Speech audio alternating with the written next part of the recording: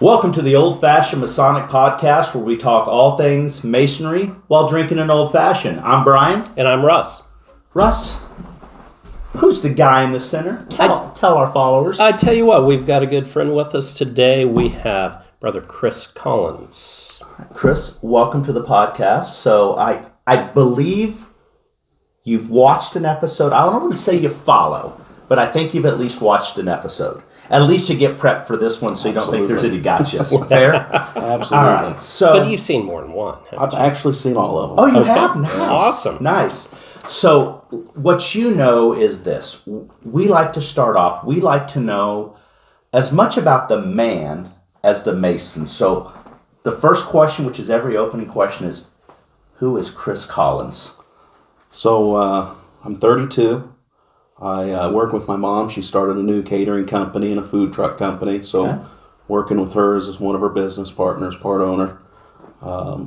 Where'd you go to school? Went to Mays High School, graduated in 2009, wrestled for 12 years, played football for 5 years, really into sports, used to be very athletic. Okay. Yeah.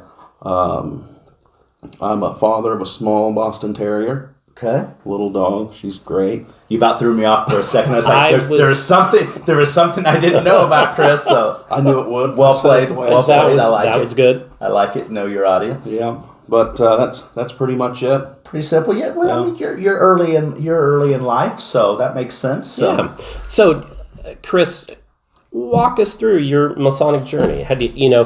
How did you come to Masonry, and what have you done since you've become a Mason? So when I was 23, maybe 22, I was working at a company called UniFirst and absolutely hated the job. Horrible job, but paid well. And I was at a party at a friend's house, and his dad was friends with Wayne Price. Wayne Price. They were in the military together, and Wayne Price showed up to my buddy's party and was talking to my buddy about Masonry and what they do, who they are. So I stumbled down the stairs and got to hear the last end of that conversation. And the next day, even though I remembered very little, I remembered I really want to look into that Freemasonry thing. And You're a history guy, though, too. I am, Okay. yeah. So I didn't know any Freemasons at the time, so I talked to my parents, and my mom said, well, I went to high school with a guy who is a Freemason and a Shriner, so Brian Maston. So we reached out to him, and he got me in contact with Doug, and that's where it all started. Nice. Okay. Stan Howard's year. Stan Howard's year, which would have been 13. Yep. Okay, so now you got to that part. Now you're a Master Mason in 13. Keep going. So in 2013, I was still at that job, and study clubs are on Monday. I had to stay the night in McPherson on Monday, so I wasn't very active until Paul Diddy's year in 14. Started going to study club, learning the ritual, got to know you, got to know Joe Beck and Doug, and it just, the three of you made me want to come back to Lodge, gave me a good experience, and so I got real active, and then you made the mistake of putting me on your line. Well, there is, I wouldn't call it a mistake, but I'm gonna go with you. Yeah. Hold on. Yeah. You're at fault? Yep. Okay. Hey, I got to put 3 on. Yeah. One of the best moves ever made. Yeah. That's true, as he should say. So now you're a Master Mason. You're put on the line in 15. Now keep going. So at that time, this friendship with Joe Beck kind of grew. We got our B cards together. You helped push me to memorize quite a bit. Tricked me into it. So proficiency, I think, is very important in Masonry. So Joe Beck, Doug, and I, we started memorizing a lot. Doug was the first master at Pike in a long time to actually be able to confer degree work. So Joe and I followed that, and then Doug's year, Joe, Doug, and Garth and myself all got our A cards, and slowly getting up there to the master's card. Yeah, that's good. And so now fast forward, you got one more step. So now you got on the line, you got your proficiency. Fast forward to, let's say, 2022 or 2021. 2021, yeah, 2021. I was lucky enough to be elected master of Albert Pike, and One of the youngest ever? I think the third youngest. There were 2 before me. I was 30 at the time. So Were you 29 or 30, or were you 30 going into 31? I believe 30 going into 31. Yeah, I couldn't remember for sure. I knew you were a young one. Yeah. You were a young one in there. But I missed the part. I worked for the foundation for a while. You did? And that gave me some great experience. I've been to over 50, exposure. And exposure. Been to over 50 lodges in Kansas, so I got to see so many different masters and how they ran the lodge, the programs they did, the charity. I was trained by Dave Hendricks and Bob Shively, and I learned so much from both of those guys. They both do it differently, but like Bob's the guy you just can't hardly damn say no to. And Dave's got this sneak approach as he comes in. They are both, one, I'm sure they were great mentors for you, but I think that they were really good. The three of you for the foundation, I think, really had that trajectory. I think the Kansas Masonic Foundation, we had this conversation the other day, the Kansas Masonic Foundation may have done more for Kansas Masons in the last 10 years than any other thing, and I'll debate it with anyone. Bring it to this table and debate it with me if you think that they haven't. So we may not like everything that goes on and everything that we do, but I think for what they've done for the lodges specifically, with car raffles and the sport, the programs that have been implemented. And I'm a donor, not on the foundation. But I'm a huge supporter, not on the line, Shively, not a guy for you, but I'm a huge supporter. So shots fired. The thing Shively has done for the foundation since he has come to the board has been pretty big. He has saved a lot of lodges with that car raffle. I know he wanted it to be for more charity stuff, but it saved a lot of his buildings. I agree. Yeah. What chair did you start in at Howard Pike? I was junior steward. Yeah. So that was it. Beck and you? Was Beck senior steward? He was. Okay. Mm-hmm. I couldn't remember for sure there. So as a master, so let's kind of go back to this. What do you wish you would have accomplished that you didn't get done? Just one thing. I mean, because we've both been masters, there's a lot of things that we had on our list that just did. But what's the one thing? You've accomplished some stuff, but you're like, damn it, I wish I would have done this one thing. Not differently. What is the one thing you wish you would have accomplished? Oh, that's a tough one. You're prepared for another question because you'll watch the podcast, so there you go. I don't know for sure. The differently would be a lot easier to answer. I got done most of the stuff I wanted. Okay. My junior warden helped a lot, and if I told him I wanted to do something, he found a way to make it happen. But isn't that the way... I think we've had this discussion, I know Russ and I. When the master looks good, it's because the officers made them. Because the master, you know this maybe more now, you're essentially the spokesperson. Yeah. You've got your plan. Can you guys read basic English? Execute it. I will be your spokesperson. Yeah. And you had a really good year. Yeah. I had a good line. And I think it's very important that as officers are progressing in that line, they understand that they're building that cred, those chips to burn. Yeah. They're building that as they go. It's very progressive.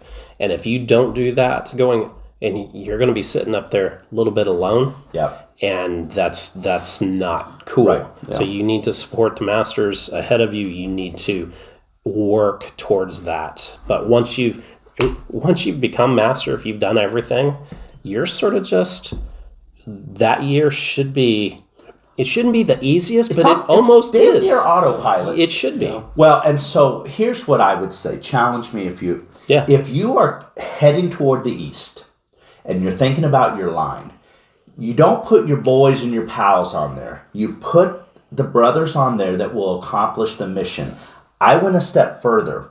I wanted all of my line officers to look different from this standpoint, that everybody in our lodge could see themselves in one of the officers. Right. I didn't want it to be all the alpha businessmen that were controlling the world. Right. You know, I wanted blue collar, white collar. I wanted youth. You know, for about 3 seconds, I caught a little bit of grief of putting the new guys on in those 3 spots. Well, anybody that knows me, you give me grief, I'm going to go a different direction. Right. But very pleased with what you guys have done to carry the legacy of Pike. You know, there's 100 things I wish I would have done differently and handled things different ways. And you know, Russ was able to watch both of us. We didn't get to see Russ and critique him, but So you kind of dodged our question, but I like it. So if you had the opportunity to be Master of Albert Pike again, what would you do? So here's your question. There it is. Here's your layup. Okay. I would focus a little bit more on membership and new people. I was more focused on family events and table lodges and fundraising that I kind of let, and because of COVID, we haven't really recovered since then. To be fair, you had a position that none of us have had. Well, Beck had the worst one. Beck had the worst one. He had the worst one, but then you had to tee up after COVID, and that's something you had a list of things that had to be done that were different than either of us. Who would have thought the 25-year-old kid that got put on the line would come in post-pandemic, once in a 100-year pandemic, and do what you did? So kudos, man. You know, we applaud you. We give you cheers. I had really good mentors. You too. No, we. I always had Russ to debate every idea I had. Well, those that know Russ, he will pick a side whether he agrees with it or not, and I want to punch him almost every time I'm around him when he does that kind of crap. Made me think things through a lot more. It does me too, and I think that's what pisses me off, because I'm like, I want to have this thought process. I don't want you to change my mind, but it goes back to keep the people around you that aren't yes people if you want to evolve. Yeah. So, what kind of involvement? I'll take that as a compliment. It is. You know, it is. It's a compliment as good as I give them, right? Yes. So, you're in the Scottish Rite, I know, and you're in the Shrine. What kind of involvement do you have in the Shrine, and are you in a unit or club there? Yes, I'm involved in the Arab Patrol. So I don't go to many meetings. I have enough meetings, but I like to, sometimes I'll do the parade. We'll do the flags and parades. We're really good at competition. Since I've joined, we've only got second once. We won every competition. And that took them a lot to teach me how to march. So those who don't know, they're a very precision marching band, and I think they're one of 2 or 3 units or club that Midian has to have by charter. Yep. Is that fair? Yes. It is, yeah. Originally they were the Potentate's Guard, but when you guys put on those silk R. Kelly looking drenched in sweat outfits, you guys look good, though. It's pretty good. And then once everyone's going in line, and Doc Rensner, which you've seen on a previous podcast, he's the little drummer boy, literally and figuratively. I couldn't march in line if it weren't for Doc's drum. I've done parades without Doc, and I can't stay in step. I love it. So, in Masonry, most of the time, dads get the opportunity to bring their sons in. So, you have had the opportunity to do opposite. You helped bring your dad into Freemasonry. So tell us sort of what that feels like to have the opportunity to bring your dad in. And I think, you guys shared some time on the Albert Pike line together. And before you answer, are you a little envious of that? It's sort of cool. It's cool too, because, okay. Go ahead. So we're jealous. It was actually Monty who put him on the line, so we didn't share any time on the line. Okay. I think that was Monty's way to try to trick me to come back to Lodgemore. Yeah, but whatever. But you got to be there when your dad was raised. Yes. Walk us through that experience. So he had seen me as a Mason your year, Ward's year, and I told him how cool it is, but he didn't quite get it until I started working for the foundation. Okay. And he really got to see the great things Masonry does, the $30 million to KU. And that's when he decided, Kevin Kahn's year, that he was going to join. So we got to do his degree work. Bob Talbot, Most Worshipful Talbot, was there. Most Worshipful Dale Morrow was there before he was a Most Worshipful. Hitters, holy hell. We had a really good time raising him to the 3rd degree, and really glad I was able to do it. I've got some good pictures from that night, too. Yeah. Your dad's a cool dude, he's just real chill and steady, and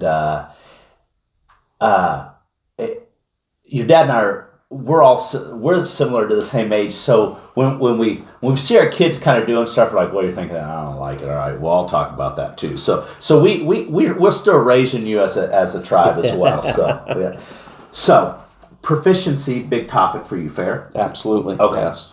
So this is loaded question. Okay. All right. Would you rather have a line full of proficient Masons, or a line full of inspirational and motivated leaders? You can't have a mixture of both. It's either they're all B&A card holders or they're all dynamic and sexy like Russ and I. Well, call me old-fashioned, Okay. but I think proficient Masons are very important for Masonry. I agree. So that wasn't the question. So you want a line full? You want a line full of proficient Masons over a line full of inspirational, motivated leaders? I think so. Okay. Because That's your answer. I honestly think if you're a proficient Mason, it's going to help you become a inspirational and motivated leader. Can you be proficient without a proficiency card? Yes. Okay. So, going to you. What would you want? So I'm not you. B card holder. So I'm a B card holder, fairly proficient in Masonry. I can smoke degree work. Degree work's my thing. Yeah. I've seen it. Yeah. I like it. And so I believe sometimes we lack the inspirational and motivational push. I'm torn on this question when I put it together. And there has to be a balance. I don't believe, one, this is a fair question, but two, it's not fair. But hold on. I let him know it wasn't fair. Oh, yeah. We have to have balanced lodges. We do. And sometimes we have got to have, not every good Mason is proficient. Fair. Once you become a Mason, you may not ever be proficient, okay? But you may be a good leader. You may be a good leader in your community, and you may bring the next Grand Master in as a guest on a prospect night. So a Mason, a Freemason is a Freemason. Proficiency, how many Masons are actually touted as proficient? 10, 15% of all I bet Masons? that number's high. It might be. Because some have a passion. Tracy Bloom, I know you follow. Please tell us. Tell us, send us a message. What percentage of Master Masons right now hold some sort of a proficiency card? Yeah. Well, so I will bet you $100. I'm going to say it is 11% or less. Okay. What do you I think? will take... You going to take the over? I'll take over. Okay. For $100, Bloom, don't hedge. Boom. I know you like Russ better, but don't hedge. So I look at people like me Dave better. Hendricks. Dave Hendricks is way more proficient than I am. He could probably have a master's card, but he hasn't even got a B card yet. So yeah. I think that's why you're probably going to lose this one. There's a lot of guys like that. Wait, I'm going to win this one, you mean? Didn't you He go took under? he took the over. Oh, over. You're going to win this one. Yeah. Sorry, Russ. Yeah. That's fair. But And don't be $100? upset if the number is 8.3%. There's no way he could look at that, is there? Yeah. Go ahead. Your turn. Yes. So, I'm not even going to... You just read that. Just for that. If you already know that number, you just get to run this now. I don't. So, you're district deputy now for year 2, or is this your 3rd? I think this is my 4th. I started with Tony Borum. And I keep forgetting that you were a master before you were... okay. No, yeah. Right? Yeah. So, he was a master before he was at Pike. He was a master at Community Daylight, which... Yeah. Let me just tell you, I think being a master at another lodge before you come to Pike, I think it helps you work the kinks out. Yeah. And I know we had some other guys leave and come back, and there was this whole what big to do about it, but I was never against it because Pike deserves experienced leaders. Because both of us in about December of our year, we got our rhythm. Yeah. We're like, I need one more year to do my shit now, right? So I had forgotten about that. I actually didn't feel like that in December. Thank you very much. much. You didn't? I was done. Yeah. He was done? Yeah. All right, well. Yeah. All right. So you're district deputy. Yeah. How do you like it? I enjoy it. What are the pros and cons? Give me a thing you love and a thing you absolutely hate, because I've been a district deputy. I know both of those answers, at least for me. Traveling to other lodges. You love or hate? I love it. Me too. That's the best part. No one. When you go into those lodges, they're not always excited to see you. because listen, if you've been a district deputy, you have to send back a report. Yep. Do you go over the reports right there with the masters before you leave? I have not, no, but I'm going to this year. I always did that, and I got less pushback because when I talked about the lodge being out of order, I walked it through with the stewards. Yeah. Say, hey, this is what I'm seeing. Right. You know, like an inspection should be. I'm not here to bust your chops. Right. I have to put something down, and this is what I see, and this is my photo that goes with it. Right. You knew I was coming 3 months ago. Yeah. I'm making that up, but you know I'm coming in advance, right? Yeah. So You were a good district deputy. You were deputy for Daylight Lodge when I was an officer. So Daylight Lodge, for those who aren't from Kansas or outside of Wichita, they meet like 10 o'clock in the morning. Yep. So it's mostly older gentlemen. It started as a second shift lodge, right? And retired guys. And retired. Yeah. So the average age in there is probably 75 Or older. or older. Yeah. But let me just tell you, Ross Smith. So shout out to Ross Smith's Legend. family, a legend. Where we've talked to Fred. Fred will be on. We'll talk about that later. Yeah, that's going to be awesome. Ross made me. He was probably the guy that made me most comfortable as a Mason. He was the. We've had great mentors over the years. Yeah. This guy for me. If I have to pull Roger off of slot 1, he goes in the slot 1. Nobody takes slot 1 from Roger. Right. But Ross is a 1A. Yes. He's a 1A for me. Yeah. He'd lay it out, and he incorporated humor, questionable humor, and just he was dark and just fun. He was a dude, man. Yeah. He was a And dude. so, but he took just a personal interest in each and every person. And so that's where he always asked about my kids, and he always named my kids and said, what's Spencer doing? What's Bailey doing? And he just drew you in, and you'd watch him. He drew everybody in, and that's cool. Yeah, no, I think it's great, and I gave Ross his 65-year pin. Yes. I think. He was very proud of that. Yeah. Yeah, I gave him his first fidget spinner. You did? Oh, you did? I remember. He's one of the guys I miss the most, just because of what he brought to, not Masonry, just as a dude, as a man. And this is why people think Masons are cults. You could have a 25-year-old at the time sitting at Midian, and a close to 90-year-old guy talking and bantering around. They're like, oh, you guys have to be a cult, because there's no way that generationally you guys are hanging out. Yeah. You know, it's just fascinating. It's just fascinating. We all had relationships with them. Yeah. So, Russ, since you made me take that question, you get to take another one. So all right. Oh. So here we go. This is a good one. So, you have acknowledged both of us as being the two best looking past masters. Excluding yourself, who should be the third? I'd like to start with that's fake news. I have never acknowledged that, because it's obviously me now that I'm a past master. So that's not the question. Yes, so Russ and I are in the top 2 spots. So we need a who's- third, and it can't be So, you. who's running this? So you're 1A. No, actually, you're 1A. If we go based off past masters pictures, I'm going to give it to you. I walked in. I was like, holy crap. I'm not going to say what I thought, but I was like, man, he's young. Yeah. Okay. All right. So I'll go 1 and 1A. Yeah. So who? no, so 1A, 1B. that's not the question. Yeah, so we all know it, though. We're in Yeah, the top 2 it said spots. excluding yourself. Who is that dude? We're in the top 2 spot. Who's number 3? Ralph Martin.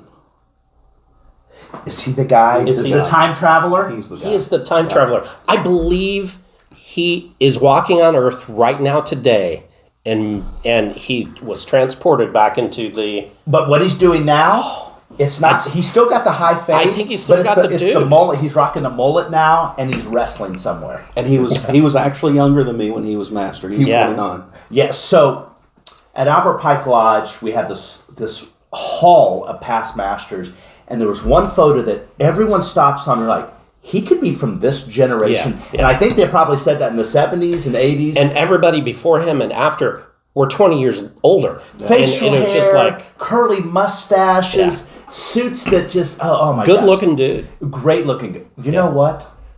He's number one. I think he's number one. He might be. He's number one. But you can't forget Most Worshipful Bob with his perm, his past master picture. So the Grandmaster just got shots. The Grandmaster just got called. There is I said he's on the list. So everyone, stay with me. 1, 2, 3. You just saw that photo that we're talking about. Ouch! Sorry about that. Most Worshipful. He's on the list. Any aspirations that you have to go on the elected Grand Lodge line or Shrine Leadership line? So, I've heard you talk about lines, and your thing is if you felt you could move the needle enough, you would. And the way the COA right now is working is they're really working together. And if they thought I could move the needle with them, I would definitely say yes. And that's Grand Lodge side. Yes. Yeah. I don't think I could afford to be on the leadership side of the shrine. Okay. It takes a lot more time. That would be a tough one. Time is the commodity. The shrine does suck a lot more time out. So I agree with that. Yeah. If I were ever to, which we all know I'll never do, but if I were ever to pick a camp, I'd probably go the Grand Lodge side. But I don't know that needle's there. But would you pick, if you had to pick a camp, would you go Grand Lodge leadership or Shrine leadership? If I were to ever do something like that? If somebody said, hey, you're either going to be Grand Senior Deacon or OG. I would do Grand Lodge. Okay. I think we all feel the same way. I think we all feel the same way. Because at the end of the day, that is Freemasonry. So, I'm speaking for myself. Don't come talk to me, boys. I'm out. So, Russ, there we go. Russ is in. All right. So, the most important question of the day, dancing person. One must go, Mr. Collins. So, you've got wrestling, which I know you're a wrestler, 12 years, we mentioned. Football, baseball, and golf. I think I know the answer to this. Is wrestling a sport? It is. It's in the Olympics. It's in the Olympics. It is. So, and my son-in-law, it's the only one. My son-in-law was an All-American college wrestler, so I have to kind of acknowledge that now. Okay. And I think you guys, you're 2 years older, but you guys wouldn't have crossed paths. But what did you wrestle in high school? Your senior year? 215. 215 in your senior year? Yeah. You look way smaller than that in your photos. It's muscle. No, it's great. Yeah. He wrestled. He probably walked around at 185, but I think he wrestled at 136 even up into college. That's a tough weight class. Yeah, and oh my gosh. Yeah. 215 was an easy weight class. His brother wrestled, I think, at 30, 225 in college. Right. Yeah. So he might have been your age. Tanner or Chris. He's from Colby. I didn't wrestle many Colby guys. Yeah. Anyway, those farm boys were good. That's like almost in Colorado. Yeah. So, wrestling, football, baseball, golf, one's got to go forever. It was never invented which one it is, and I think I know your answer. Go. Baseball. I thought it would be golf. Oh, I really thought it would be golf, Did you? too. Okay. Woo! You should have suckered us in for some money. I have a gamble today, and I am just primed. You would have said golf, too. Oh, I completely would have. But let me just tell you, I'm with you on baseball because it's way too slow for me, although they've tried to add the rules. I think they're helping that out. They're speeding that up at the pitch count. So that's all we have today. Chris. Okay. Thank you very much for taking the time to hang out with us. Cheers.